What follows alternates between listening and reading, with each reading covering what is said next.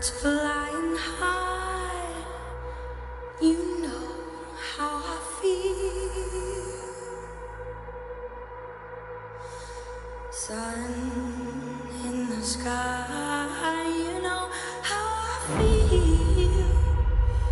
Breeze drifting on by, you know how I feel. It's a new dawn, it's a new day, it's a new life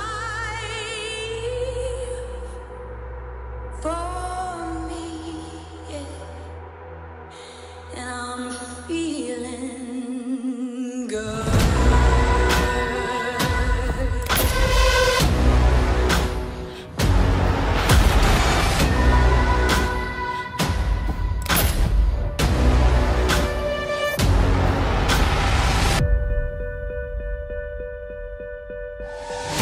Fish in the sea, you know how I feel.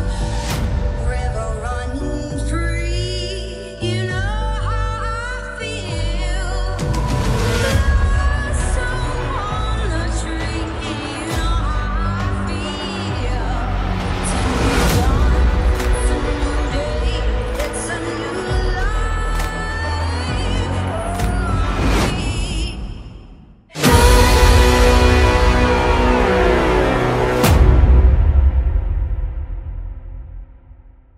Nung una parang hindi ko pa ganong yung ito lang, yung papalapit na siya ng papalapit, doon ko napipil na kakasal na pala ako.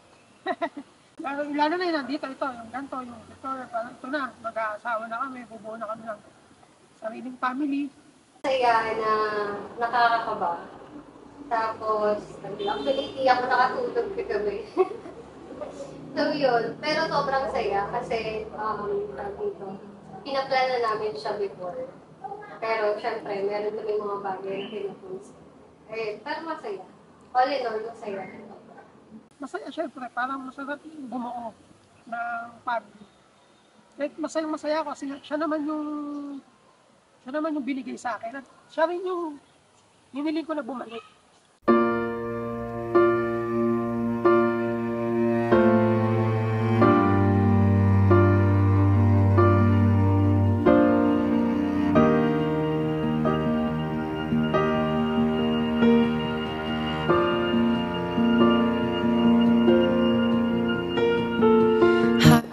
Actually, nagkakilala kami through Facebook lang. Pero ano kami, schoolmate kami in college. And then, workmate niya is one of my friends during college. So, nasa Macau siya noon, and then umuwi siya ng summer. And then, nag-meet kami. Yan yung first meeting. Nakita ko yung picture niya, sabi ko, siguro, nagandahan talaga ako sa kanya kasi morena siya. Tapos sabi ko, doon ko na start na siyang i-chat. Tapos, yun na, doon na simula sa friend niya. Tapos yung friend niya kasali doon sa org namin sa school.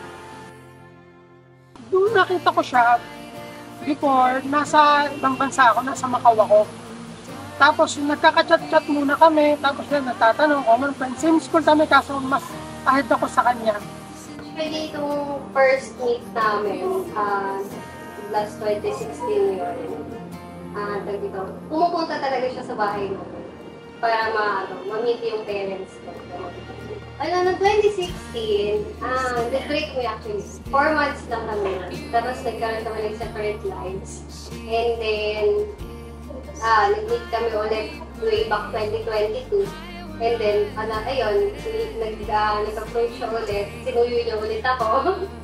So, 2023, naging kami. Tapos, hanggang ngayon, bali 2 years na kami together before kami mag-decide magpakasal.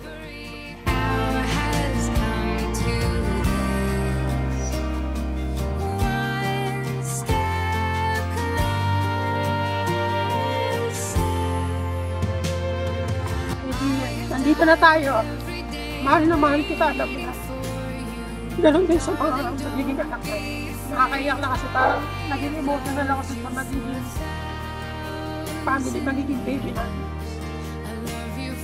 Gusto ko lumaki sila ng mabuting tao.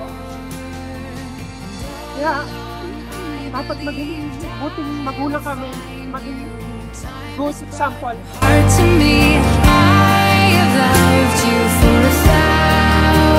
1,000 years. I love you for 1,000 more.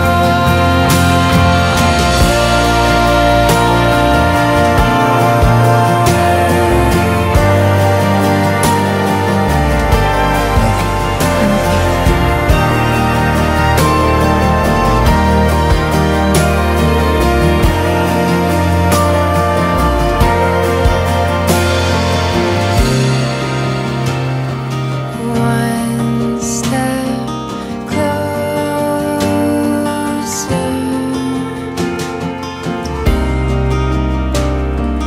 One step closer. I've died every day waiting for you. Darling, don't be afraid. I have loved you for 1,000 years. Okay na, ito na to. Papunta na tayo ng simbahan. Okay na, kita kids. Kita ka na simbahan. I love you. All along I believe